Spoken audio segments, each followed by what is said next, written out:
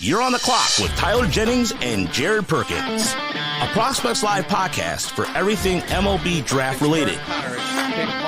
Join us as we discuss the biggest stories from college and high school baseball, bring you interviews from your favorite draft prospects, and break down live looks with Prospects Live analysis across the nation.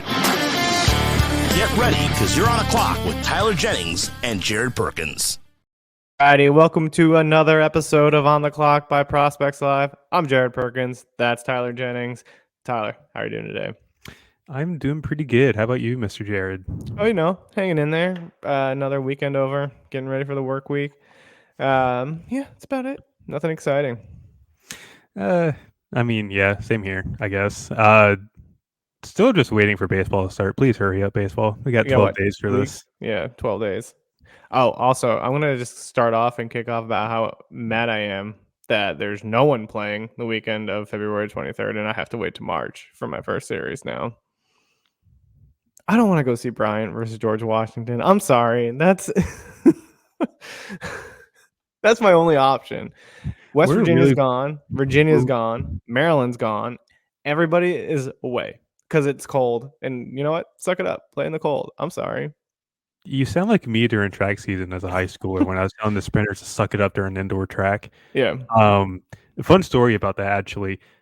Whenever we did indoor track, we didn't have an indoor track close to the high school. The closest one was Chapel Hill, so that's like a solid 45-minute drive from us. Yeah.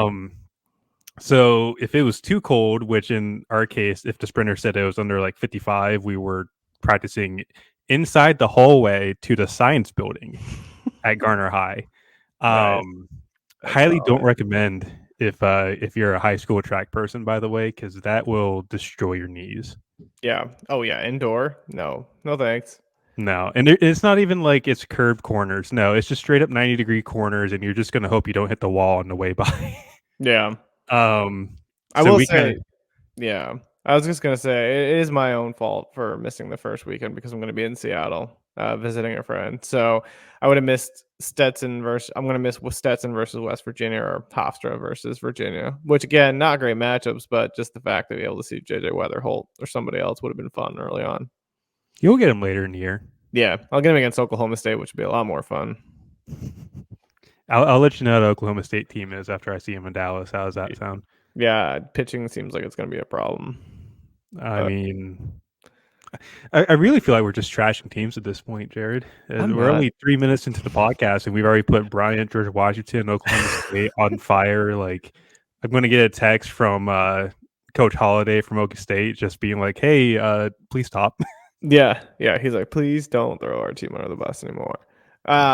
We do have to get some good baseball news, though. We've had a couple trades happen in the MLB. We don't often talk about trades just because, one, we're an MLB Draft podcast, amateur baseball, but both of these trades involved MLB Draft picks. So the first one was the Brewers traded Corbin Burnes to the Orioles for Joey Ortiz, shortstop, left-handed pitcher, DL Hall, and the 35th overall pick in the MLB Draft. Awesome trade for the Orioles. I think it's a great trade for the Brewers as well. I saw a lot of people saying it was one-sided, but I want to talk a little bit about the value of that 34th overall pick. I don't think the common baseball fan really understands how valuable that is. A good example of it was Drew Waters got traded to the Kansas City Royals. I think it was last year or the year before for CJ Alexander.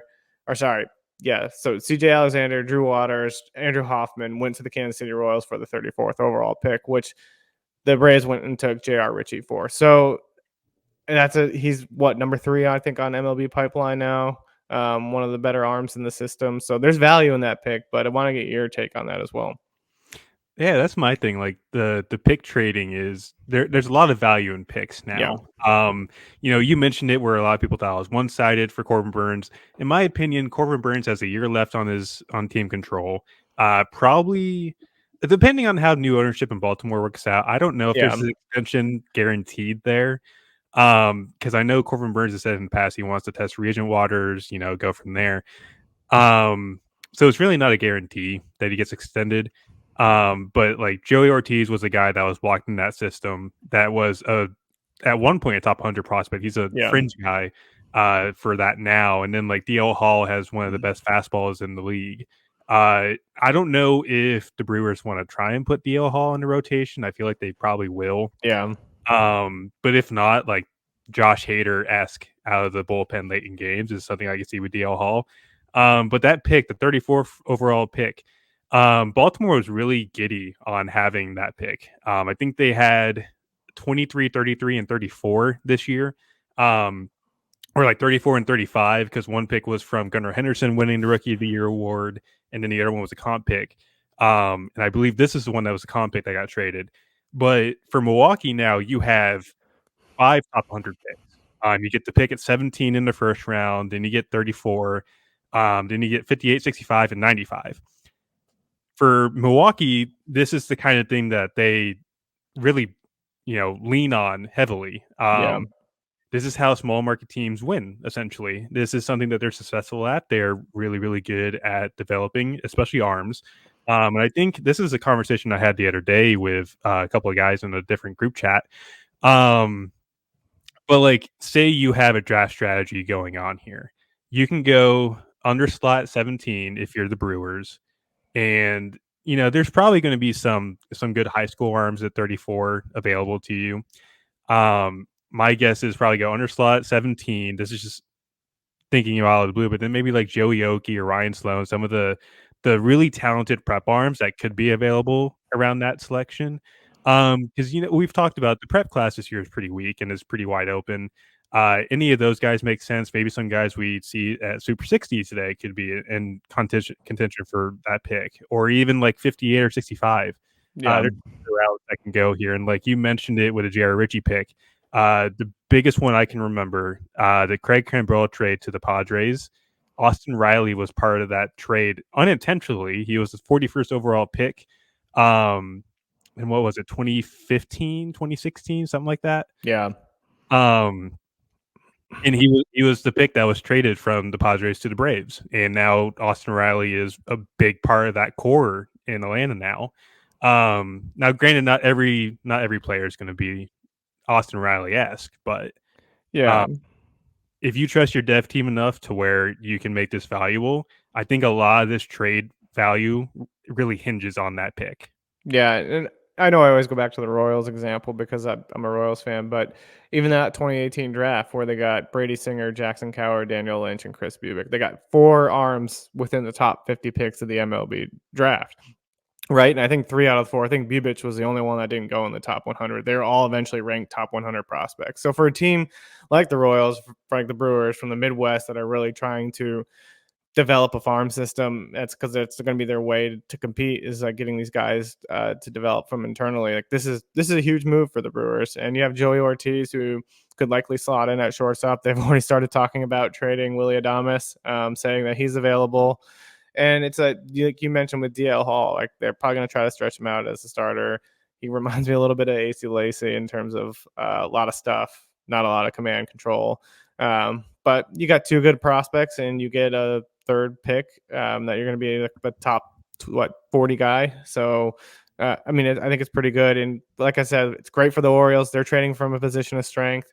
They have the farm system already built. It's really strong. It's probably the best in Major League Baseball, and they already have guys young at the big leagues. So like they needed an ace. They needed a top tier arm. So it made sense for the Orioles to trade from that depth piece. Yeah, absolutely. And like even with the Brewers too, like I don't think MLB has released the bonus pools for this year's draft, or if they have, I just haven't seen them yet. But they also haven't released an official draft date either, which is weird considering we're recording this on February 4th. But, going off of what we have last year, like the 31st overall pick was $2.5 million pick value. So you're adding $2.5 million to your bonus pool. And that's really, really valuable. Like even the Brewers last year, I think Josh Knopf was the 33rd overall pick, and they had that pick. It was like 2.55 million, I think, or something like that. So it's good to add to your bonus pool. And even the White Sox with the 69th overall pick in that trade for Gregory Santos, that's another $1 million that you're adding to your draft pool. So the teams really do value that, and it's something that I wish we see more of. I think, most people don't really necessarily know this, but only comp picks can be traded at this point. Yep. And I feel like that's overshadowed quite a bit And I'm really hoping this CBA we're talking about every single draft pick can be traded, like you do in the NBA, NFL, Make things NHL. I real think exciting. yes, I Yeah. would love it as a draft guy. Yeah. Yeah, you mentioned the second trade. Not as exciting as the Corbin Burns one. Still a pretty decent one. Gregory Santos went to the Mariners. Really good reliever. They got Prelander Baroa, Zach Deloach, and the 69th overall pick of the MLB draft. So White Sox got kind of a haul there for a reliever, but Santos is like, 5 years of control left. So great trade for the Mariners. They sent kind of a decent prospect haul / pick haul back to the White Sox. And like you said, another $1 million into the draft pool for the White Sox, who I don't really know what they're doing. They're hanging out. They're a team, but they you can tell they're kind of taking a different direction and different approach. So it's good to see. Yeah, as I say, they don't have a bullpen at all right now. No. But Bummer you gone know, to the Braves. I mean, yeah. But like you get Baroa, who is blocked in Seattle because they have a bunch Yeah. of late inning guys that just throw gas. And even Deloach was even blocked in that system too. So yeah, he's they more of do like a that. fringe guy, but probably like a Yeah. 4A type guy. And then like Dom Fletcher from Arizona comes in too. That's another trade that they did. Yeah. I kind of like the route that Chicago is going there, especially with the farm system that they have coming up. Like Colson Montgomery is probably going to be in Chicago at some point this year. Yeah. Yeah. Oh, I imagine that kid's insane. So we don't have too much else to talk about. I know you wanted to talk a little bit about Super 60, some of the prep guys.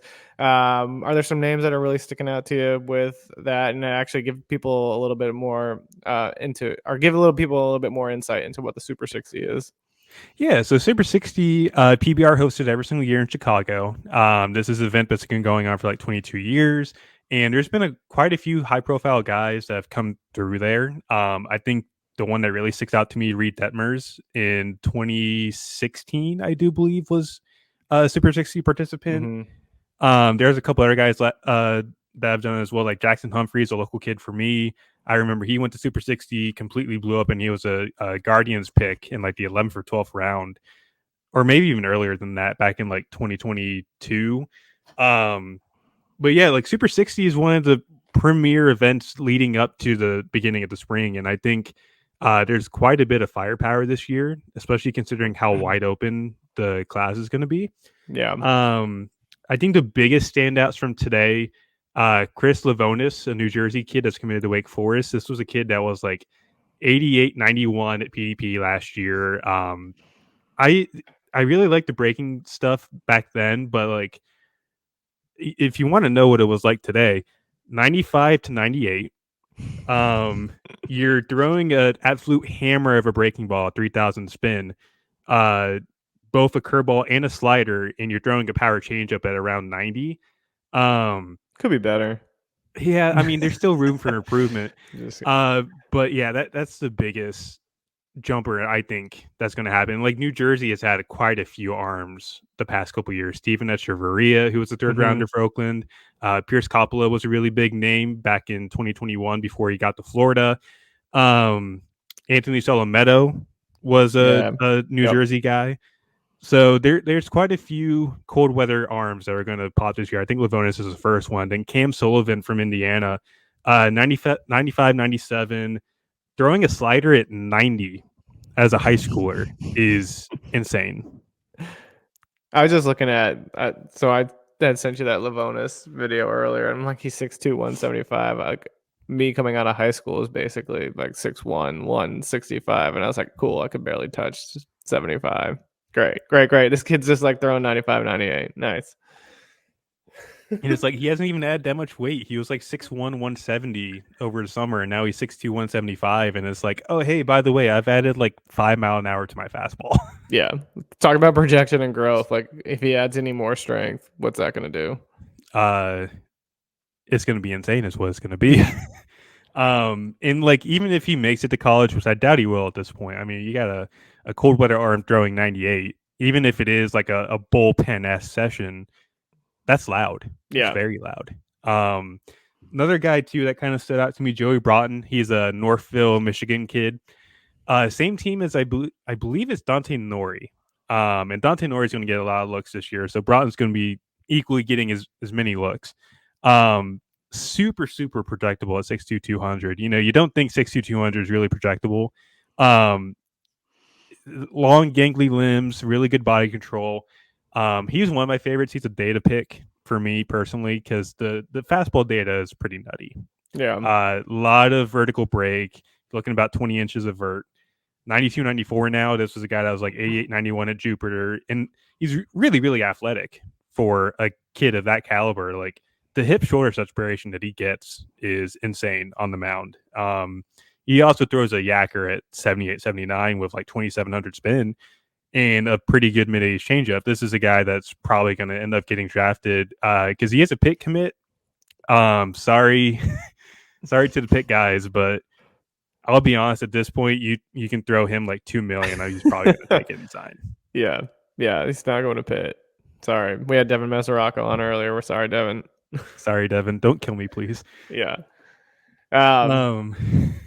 Love it. The one guy I wanted to ask you about, because I saw him kind of pop up quite a bit on my Twitter feed, is Ryan Costello, first baseman.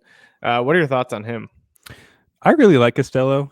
This is a guy. He was like 6'3", 190 last summer. Big power guy. I think he was committed to Pitt, uncommitted, and now he's part of that ridiculous LSU class. Everybody's coming to LSU.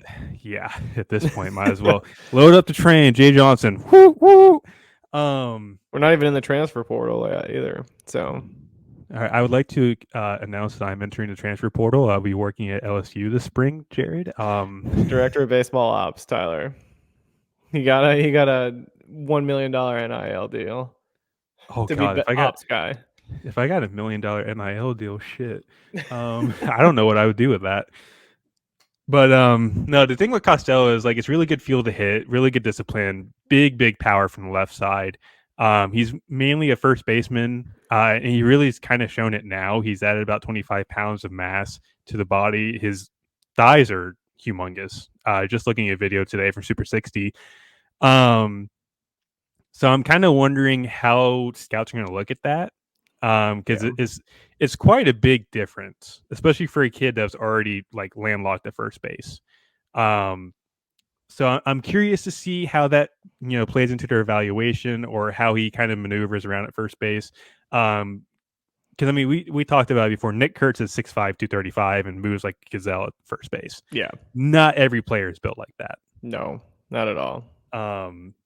So it'll be interesting to see what happens there. But I like Costello. He's in the back end of our top 100 prep guys for a reason, and that bat is just really stellar. Yeah. Well, speaking of the Super 60, we got to stay on the subject. This one is between Chris Livonis and Hagen Smith. Which breakout are you trusting more? We saw the velocity increase in Smith as well. I'm throwing this one out there. I know I didn't prepare you for this one at all. No, you really didn't. Which is fine. That's exactly what On the Clock is meant for. I'd probably go Hagen. He's 6'3", 225 now. He's probably bumping 230 at this point. The strength and conditioning coaches at Arkansas have done a really good job with him, and he's been throwing strikes. First outing was like 97 to 100, only one inning, but it struck out 3 guys, 11 strikes out of 14 pitches. And he's done it multiple times. He just had an outing the other day where he did walk back-to-back guys in the first inning, but looked really good in the second. And he was still 97 to 100 with a really good slider and a developing splitter. I think I'd go Hagen. And it's mainly because I've seen more of it than just one outing at a I mentioned it earlier, but like a bullpen-esque setting. Yeah. But you're seeing it in the SEC. Yeah. So, but if Livonis is holding like 95, 98 throughout all of his outings in Jersey this year, it's going to be pretty close, especially with the kind of projection to that body. Yeah. So who for the Super 60? Next question is, who's your prep breakout arm from the Super 60?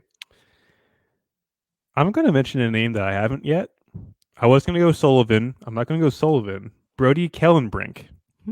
LSU commit out of Missouri. Lefty was 93-95 today with low effort delivery, standout arm speed. changeup has a lot of separation from the fastball. You know, we talk about Livonis throwing a changeup around 90. It's really almost on top of the fastball velo. If you're looking for like really, really good changeup separation, you're probably looking at like 10 plus miles an hour difference. Kellen Brink is going about 78, 81 with a changeup, so he's got 10 to 15 miles per hour separation, as well as a curveball in the upper 70s at 76, 78. This is a guy at 6'2", 210, has a pretty stout lower half. I think he could be a guy to watch in Missouri. He's going to have a lot of followers in the Midwest this year. I think he's a guy that could end up being a pretty big Midwest standout guy. Yeah. I think you can kick off every prep guy you talk with saying LSU commit, and you'll probably be like 50% chance of getting it right. Yeah, probably. Moving on to the prep breakout bat. So who from the Super 60 is your prep breakout bat? Tyson Lewis. Mm-hmm. Nebraska. I think it's a Nebraska kid. I can't remember, but this is a kid I saw at the PDP. Excuse the stutter there, but yeah, he was at PDP. Looked really, really good. I didn't like the swing back then. It felt like it was more like suited for line drives, but he's at about 15 pounds of weight. The bat path looks consistently different. It looks like he has got more loft to it. Just from the couple of videos that I've seen. And this was a guy that we thought was going to, jump up pretty quickly this year, and we bumped him up for a reason on our prep update. But yeah, he's looking every bit of like a second rounder right now, or maybe even like a first rounder if everything works out. When we mentioned that everything's wide open, it's really wide open. There could be anybody from like 50 to 100 on our list that could end up being a first rounder at this point. Yeah. And that's saying something. Yeah, I love it. Do you have any final thoughts overall on the Super 60? They did a great job as always. I mean, that's really the best way I could put it. Diego Deegs is what we call him now. He works with them. Andy Soroka, Shooter Hunt. They all do a fantastic job. I don't think Smitty was there today, but he's a big part of PBR as well, and he's always a standout guy to talk to. I still talk to him almost on a daily basis, which is awesome because he's been so fun to work with, and I'm glad that they've all jumped up and gone into the big parts of the baseball industry. So I'm happy for all of them. But overall, Super 60 in terms of players, there's a lot of heat that came through there today. So I'm interested to see how everything holds up over the rest of the year. Like if Cam Sullivan's still throwing 90-mile-an-hour sliders in May, back up the Brinks truck. Quite literally. Someone's getting paid. Yes. Nobody. That man is not going to Notre Dame. No. If you want to learn a little bit more about these guys, you can check the list on PBR's website. We have write-ups on the top 100 prep guys, so some of those guys will be included in there if you want to get some more information. So be sure to check that out as well. We don't have too much more for you all.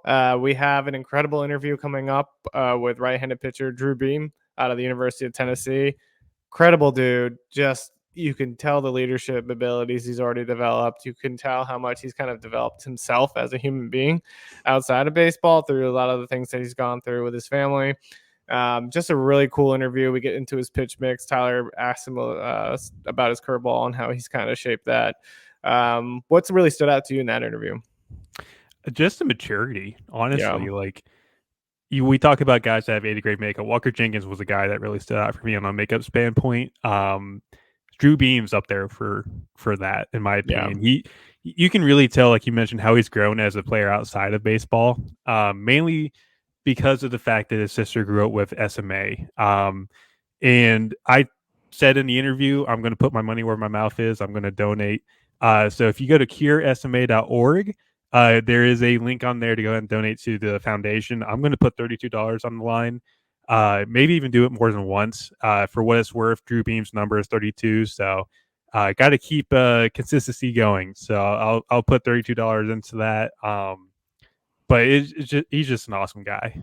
Yeah, and you'll hear a little bit more about his story and how he has a purple glove, which is the color for his sister than the disease that she's fighting through as well. So yeah, incredible interview. We will also tease that we do have 2 interviews dropping this week. Drew Beam will go out. You'll see, of course, in this episode on Tuesday. And then we have another sneak. We'll give you a little sneak preview. It's a head coach, pretty big head coach, that will be dropping on Thursday next week. So you definitely won't want to miss that one. That one will just be a straight interview, no intro from us. We really want the attention to be on that interview. So that's all for us, unless you got some final thoughts, Tyler. Anything on your end? I guess one more thing, since we're on the promotion of foundations. March 2nd, yes, 2024, we're going to be doing something within the Sutter community. It's a 1-day conference hosted by Friends. And I've worked with the Friends group in the past, mainly on those 1 days, but they do a national convention in the summer around draft time. This year it'll be in Denver for anybody that's interested in going.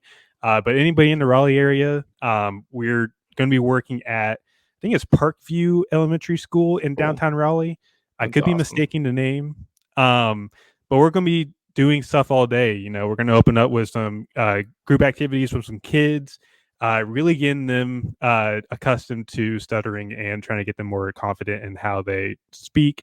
And then later in the afternoon, we'll have some presentations. My speech therapist, Miss Rita Thurman, lovely lady, by the way, absolutely love her.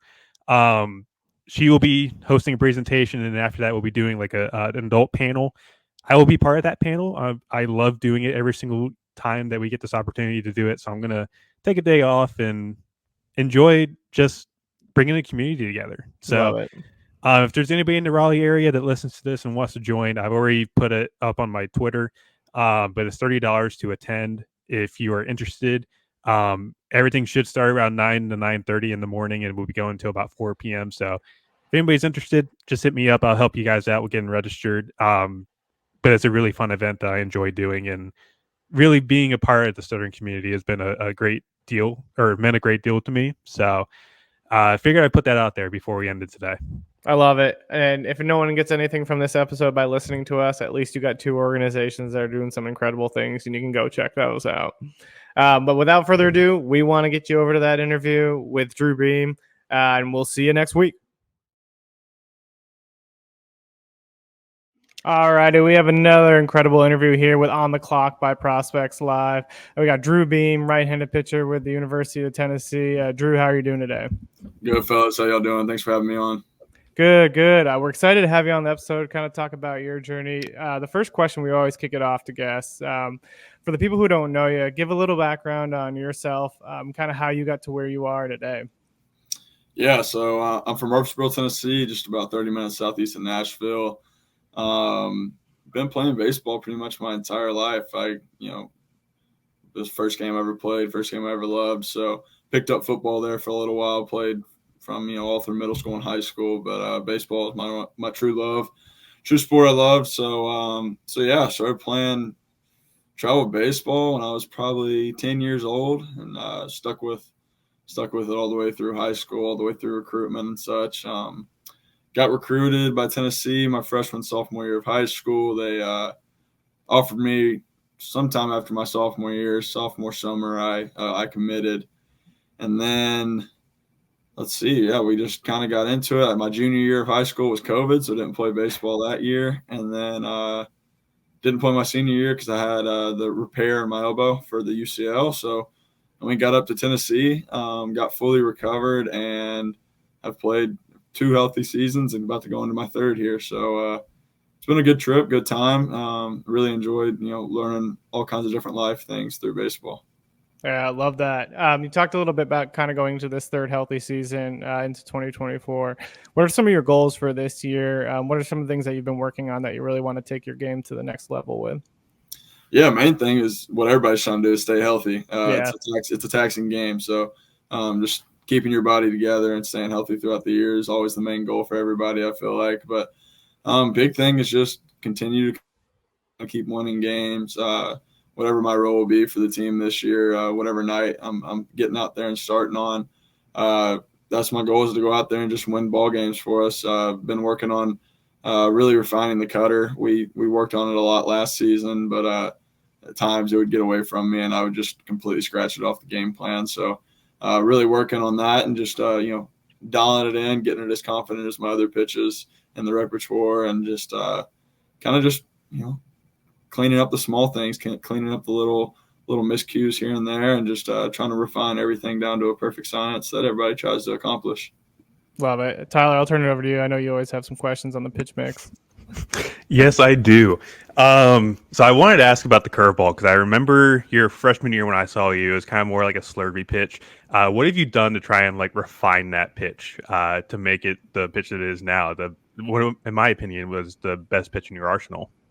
Yeah, absolutely. It's gone through a lot of different changes, but the grip stayed the same. So it's never been grip changes. It's been just trying to get the shape down. So going through, freshman year, we just, let it do its thing, kind of let it figure out. I hadn't pitched in 2 years. So figure out what it is, let's figure out how it works, when it's effective. And then getting into sophomore year, we started figuring out, all right, when it's this shape, when it's that 11.5 shape, that's its most effective. And that's when it's playing well with the fastball and getting a lot more swing and misses and weak contact. So, working in that late, especially that Southern Miss game was, we really had that shape down. That shape was, crisp, was how I wanted it, and it was really effective. So that's a big thing going into this offseason was, all right, let's get away from the making it more of a sweeper and a slurve. I was like, let's get that 11.5 shape down and really be consistent with that so that we're not going into a bullpen before my start and not knowing which curveball it's going to be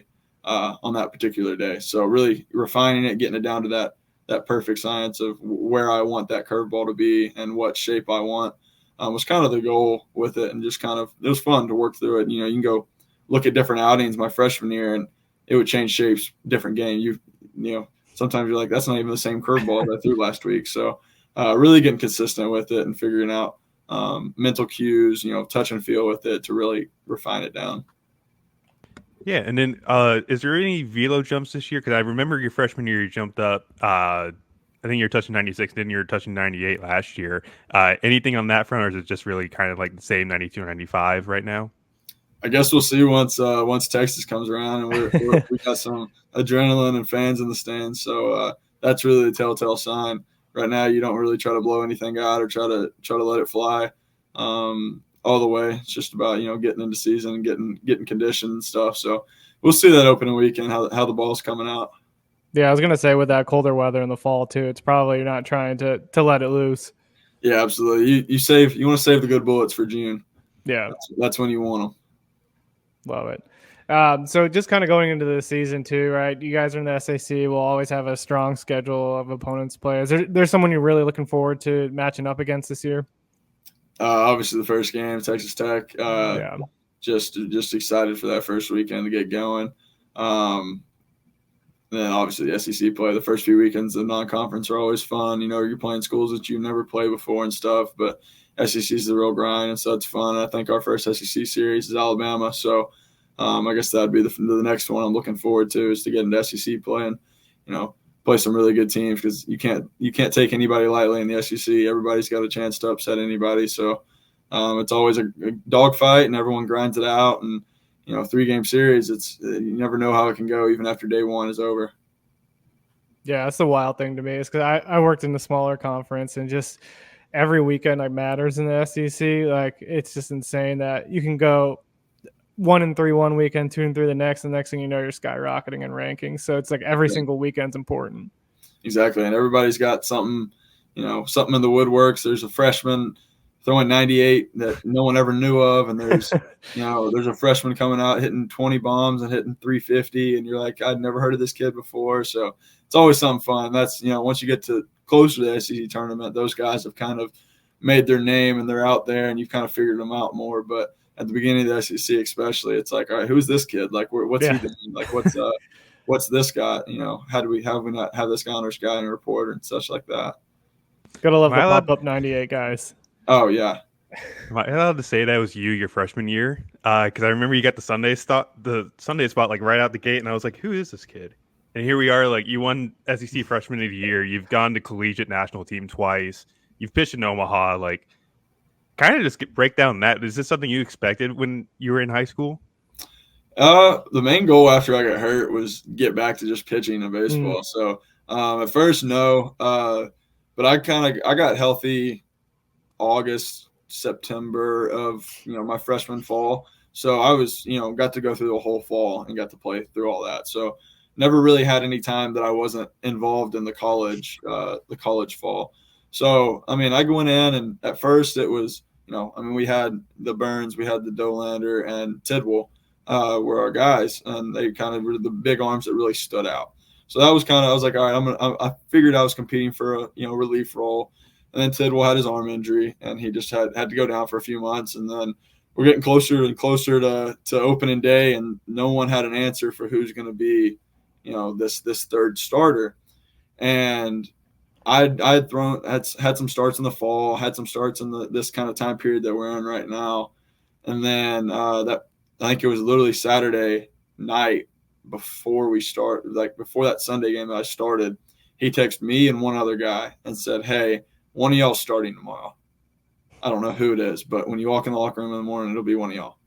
I was like, okay. So I was like, all right, sweet. So I walked in, obviously tried to get to the field as early as I could. I was like, I want to know. So walked in the locker room, and my name was on the board as a starting pitcher. So I was like, sweet. And then we went along with it, and it's kind of just, gone and flourished from there. Yeah. Who is the other guy? Hollis Fanning. He's at NC State now, but another good arm. So, I mean, I don't think you could have gone wrong with either. Glad he chose me. I'm excited for Hollis too, because he was fun during the fall here at State. So I'm excited for that. He's and his whole story with one eye and everything. He's a cool dude too. But he's got some crazy extension and stuff like that. Just being 6'8", 6'9", however tall he is, but he's a massive fella. Yeah, Jared, go ahead. Yeah, I was gonna say, like, you talked about kind of the other guys, the older guys like Tidwell, Dolander, and all that kind of being the main go-tos. How was their mentorship helpful to you, and how have you kind of taken some of the lessons that you learned from them to really help the younger guys as they come into Tennessee? Yeah, that 22 squad was, I think literally every single player on that team had leadership abilities that were used in different ways. And that's what made us so good, I feel like. Yeah. I mean, we had guys like Jarrell Ortega at second base, Cortland Lawson at the shore. Like, there was like guys who weren't vocal leaders but just did everything right. And then you had, in the pitching staff, you had Camden Sewell and you had Redmond Walsh, who had been there for a long time and seen a lot of different things, seen the our team and the university that go from a bottom tier SEC team to a team that's competing for SEC titles. And they had seen the come up and seen everything that they had gone through. And so they had so much knowledge of everything. And then you bring in Dolander, who pitched really well at Georgia Southern, and you bring him in. And he's got some, he knows a little bit of, what the feel of college baseball, but now he's into the SEC side of things. Was really cool. And then you bring me and Burns in as freshmen.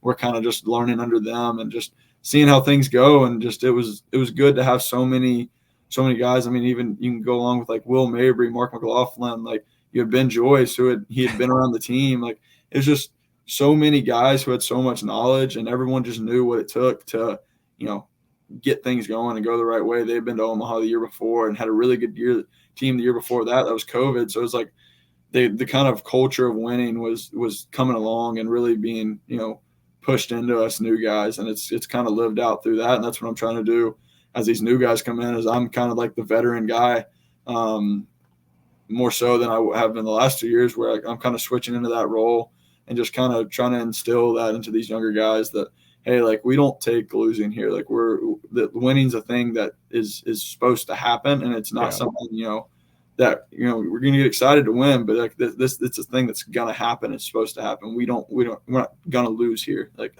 this is the culture that we're building and how things go here. And so you just got to keep working. And that's kind of what we're just trying to instill into these new guys, so that they can, once I leave, some of these older guys leave, they can turn around and give it to the younger guys coming in, and we'll just continue this culture. I love that. It's all about team mentality too, kind of like you hit on, right? You got to get buy-in from everyone. It's cool to see you kind of taking that leadership role and working on the younger guys to get them to get that buy-in. It takes an army. I mean, you can't do it with one guy or two. I mean, it takes everybody. Every inning is precious, and you're going to have freshmen out there that are going to have to throw some meaningful innings. So it all matters, and all, it's got to take everybody, like I said. I love it. Yeah, Tyler, I'll turn it over to you for any last questions you got. I do have a question because I've noticed the purple glove that you have. And this is something I kind of wanted to touch on too, because your sister was diagnosed with SMA at a young age. So kind of just talk to me about that whole experience with family and, if there's any organization to plug in, I will happily donate any money that, is necessary to help out with that. Yeah, so I'll start with where it all started. We, with the glove at least. So we're, making Wilson, has like a partnership with us, so we get to customize gloves every year. And so they're in one day, and I had no clue what I wanted to do. I'm lost. I'm like, I made like 4 gloves, and none of them really caught my eye or looked good. And I was like, and I don't know who said it, something about somebody I think someone had, a family member with cancer and said something about cancer. And I was like, well, them doing a little like pink on their glove. And I was like, well, what if I just make up a purple glove? I was like, I don't even know if I'll do it, but that's the color for my sister's disability. And so I was like, I'll just make one up, see how it looks.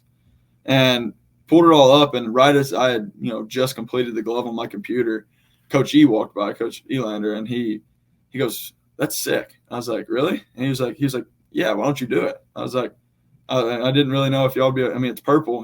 Knoxville doesn't have purple. Like, no one, that's not a color we associate around here. And he was like, "Dude, yeah, we're 100% in on that." And he kind of gave me the green light, like, "Hey, like, take that road, take that. That'd be really cool to use for next season."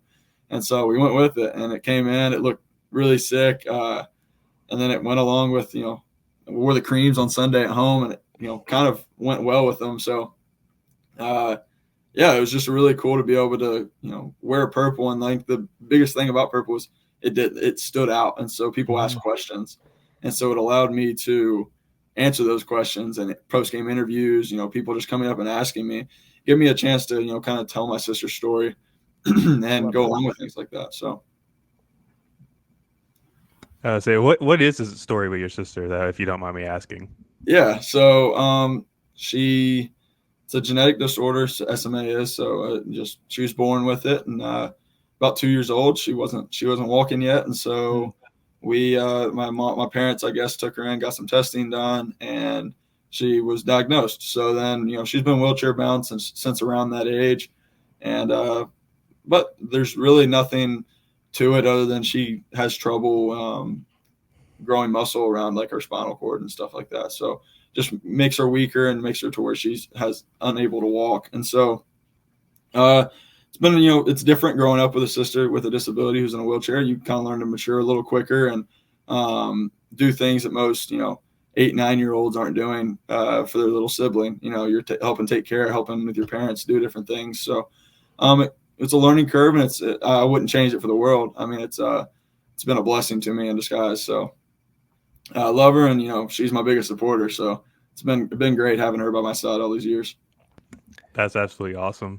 Yeah, I was gonna say it's kind of cool to see too how like you don't have your like full identity wrapped up in baseball, right? There's something bigger there with your family and everything else that's happening in your life. So it's really cool to kind of see you be able to kind of develop yourself as a person outside of the game, really be there to support your sister as well.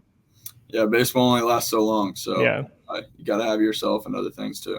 Yeah, I love that. Drew, we can't thank you enough for taking the time to join us on the clock. We're wishing you nothing but the best in the upcoming season, and we'll definitely be watching and seeing all the success that you all are having at Tennessee. I appreciate it. Thank y'all for having me on.